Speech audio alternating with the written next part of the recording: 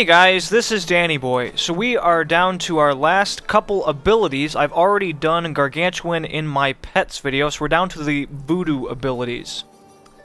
So, we have Big Bad Voodoo. Big Bad Voodoo is a 2-minute cooldown. You conjure a fetish, he starts a ritual in a large radius, and it boosts your attack speed and your movement speed by 20% for 20 seconds.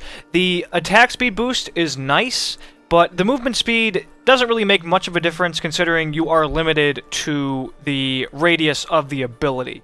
You are limited to the circle, but increased attack speed is very solid. This ability gets a lot better once you start throwing in runes, though. Alright.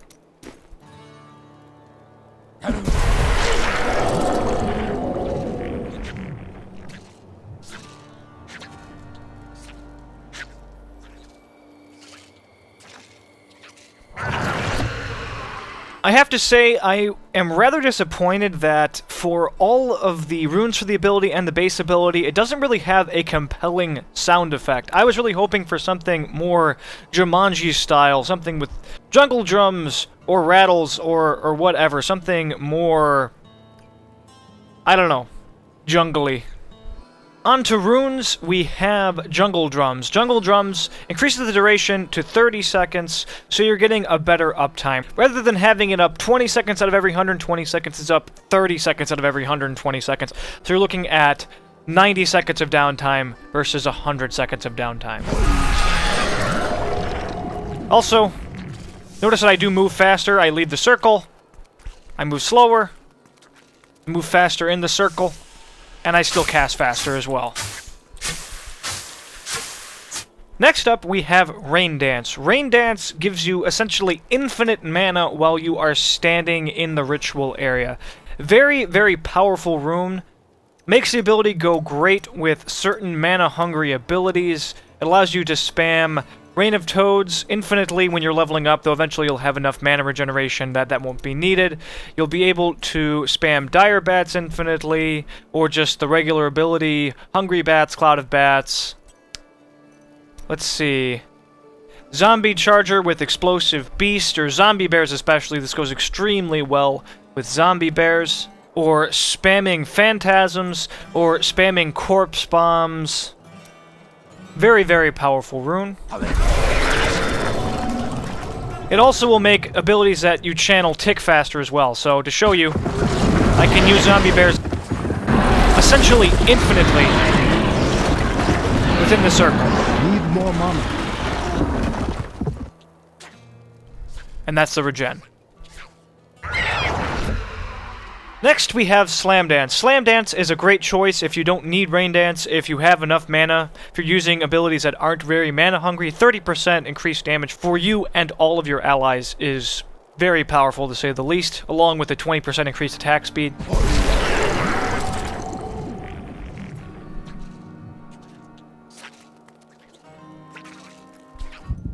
Next up, we have Ghost Trance, which heals you for 5% of your max health per second. Give you an idea of the healing. So, substantial, but it's certainly not going to make you invulnerable. Very dangerous. Then why are you? Ghost Trance can be useful for parties, for dropping it on your melee as they're tanking something like a unique pack or a boss especially to help them stay up longer. Keep them alive through Belial or Osmodon's different AoEs and effects or what have you. Can be useful for keeping your Gargantuan up so that they can tank and you have uninterrupted time to DPS. Something to keep in mind.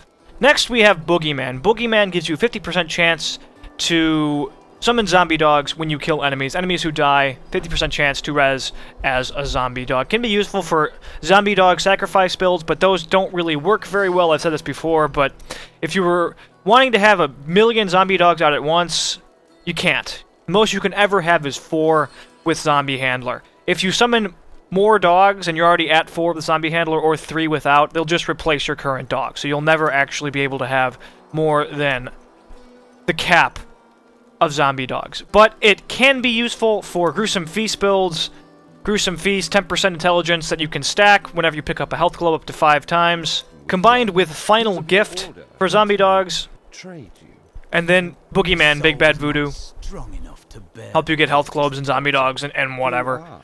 Can't really recommend it, to be honest, but it is a choice. As far as the best rune choices go for Big Bad Voodoo, Jungle Drums does give you better uptime, but I think there are better choices. I think Rain Dance is one of your best choices. Any ability that normally is resource capped, like Zombie Bears, or Fire Bats, or even Acid Cloud, Corpse Bomb, stuff like that, being able to spam it indefinitely for 20 seconds is an ungodly amount of damage, and is really, really, really powerful. It's hard to compete with Zombie Bears for 20 straight seconds, just uninterrupted. I have an entire build based around using Big Bad Voodoo and Rain Dance. It's called my Rain Man build. And just using Big Bad Voodoo and Fetish Army, plus Soul Harvest and Spirit Walk, and Zombie Bears or Plague of Toads or Fire Bats, or whatever, is a tremendous amount of damage and is very, very powerful. If you aren't resource capped with an ability, Slam Dance is just straight up 30% more damage. So using Big Bad Voodoo plus, say, Poison Dart and Splinters is also a tremendous amount of additional damage. Something to keep in mind. I think Slam Dance is probably your next best bet, or is actually on par with Rain Dance, depending on your build, really. They're both excellent, excellent choices. Ghost Trance I wouldn't use, barring maybe certain boss fights when you're trying to progress, where you can't, so the extra healing really helps you. Just leveling up, or even Inferno, to help you beat bosses that you're having trouble on. But once you have them on farm, once you're farming them, I wouldn't bother with Ghost Trance. Also, in parties, if you're trying to defeat bosses that you're having trouble on, it's useful to drop on your party and to keep everybody up. But I think Rain Dance and Slam Dance are far better than Ghost Trance. And Boogeyman is really situational, and I would only use it if you're relying on zombie dogs to sacrifice him or to get health orbs for Gruesome Feast. But that is Big Bad Voodoo. I should also mention that if you're going to use Big Bad Voodoo, Tribal Rights is a very strong passive to go along with it. You're shaving off 25% of the cooldown. 25% of 120 seconds is 30 seconds, so you're dropping the cooldown down to 90 seconds. So, very useful if you do want to use the longer cooldowns like Big Bad Voodoo or Fetish Army, which, as it happens, we are going to talk about next. Fetish Army, you summon dagger-wielding fetishes. You know what fetishes are if you played Act 3 in Diablo 2. They fight by your side for 20 seconds, and they attack doing 20% of your weapon damage as physical. Now, they can actually do quite a bit of damage. 20% might seem low, but you have many fetishes. They're all attacking multiple times. It lasts 20 seconds, so that damage really does add up pretty quickly. And more importantly, the fetishes distract enemies and allow you to attack them uninterrupted. That gives you precious, precious uptime on enemies, which is a very big deal. Uptime, very, very important. Being able to attack enemies without getting killed, without having to constantly move, is very important, especially when you're using channeled abilities like Zombie Bears. So, they are distractions. They're pets that are distractions like the Gargantuan or the Zombie Dogs, and they also do some decent damage for you.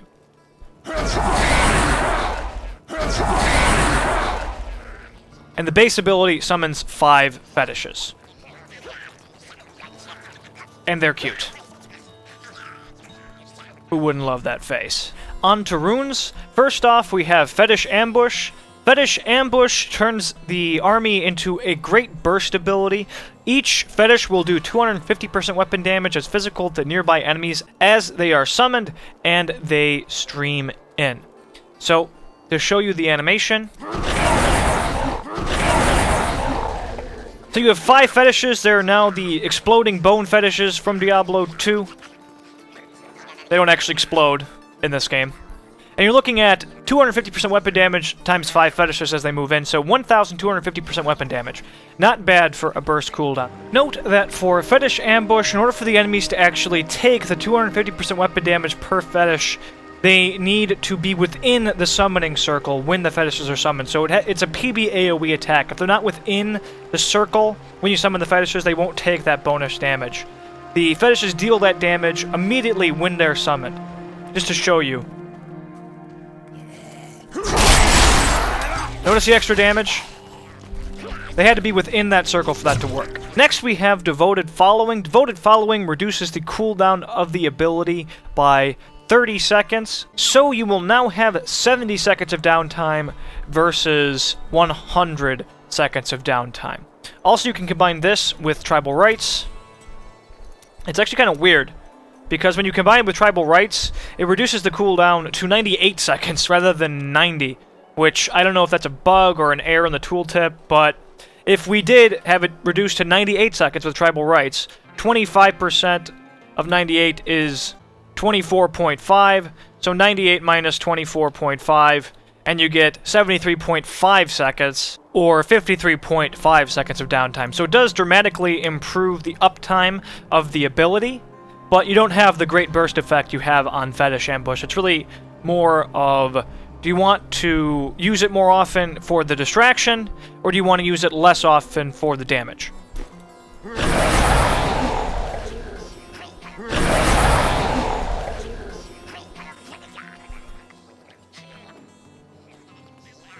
Next up, we have Legion of Daggers. It increases the amount of fetishes by 3, so rather than having 5, you have 8.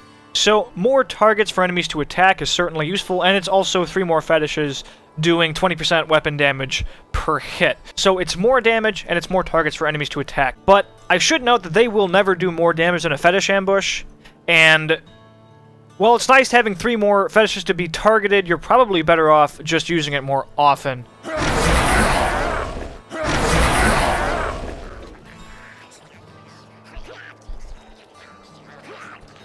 Next up is Tiki Tortures. Tiki Tortures gives you 2 fetish casters, the Inferno guys from the previous game, the Shaman.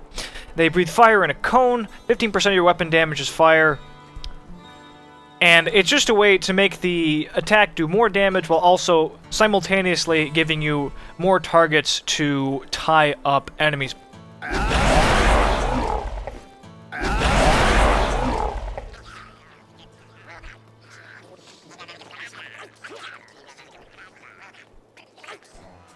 To give you an idea of what the ability looks like in combat,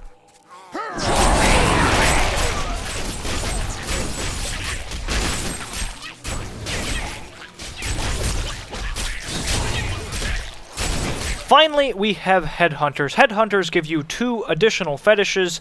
They shoot blow darts just like your Poison Dart ability, and they deal 20% weapon damage as poison. Personally, of all of the additional fetish runes, so Legion of Daggers, Tiki Tortures, and Headhunters, I would say Headhunters is probably your best bet insofar as they're ranged, so they're harder for enemies to kill, and they'll have better uptime on enemies because they don't actually have to close in and stay at essentially melee range, which obviously the Dagger guys have to do that, and the Torture guys do as well.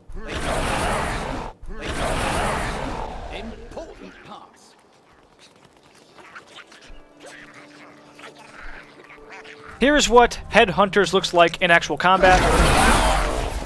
They shoot darts, it's just like your poison darts.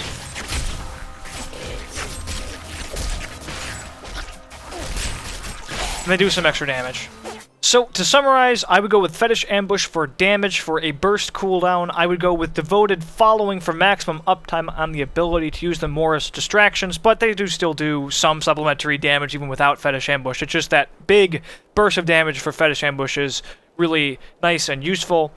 Out of Legion of Daggers, Tiki Tortures, and Headhunters, honestly, it really doesn't matter. You can, if you're going to use any of them, it doesn't matter which one you choose. Legion of Daggers gives you the most targets to be attacked. Tiki Tortures, it gives you a cone damage attack rather than a single target damage attack, and Headhunters gives you blow darts that are ranged and have better uptime, but really doesn't matter which one you use in that regard. I think Fetish Ambush and Devoted Following are your best bet. Also, along with Tribal Rights, you can use Grave Injustice to help whittle down the cooldown on both Big Bad Voodoo and Fetish Army. Just every time you kill an enemy within 8 yards, it reduces the cooldown of your abilities by 1 second. So that can add up pretty quick, especially if you have something that increases your gold pickup radius. Otherwise, I wouldn't bother with Grave Injustice, because 8 yards is very, very short. Basically melee range, a little beyond melee range. So you will generally not benefit from this cooldown unless you have stacked something that increases your gold pickup radius. But if you have, it can be quite useful. But personally, I don't think you need both Grave Injustice and Tribal Rights, so I would just choose between one or the other and use something else for your other precious 2 passive slots. That's it, guys. That was the Voodoo abilities. Next up, I'm going to talk about passives. Thanks for watching. Stay tuned for more. Please like the video if you enjoyed it and it helped you, if you thought it was educational. Please leave comments and feedback. Ask questions and I'll get back to you. I will answer any questions you have. Sub if you want to see more Diablo 3 stuff. And have a good one.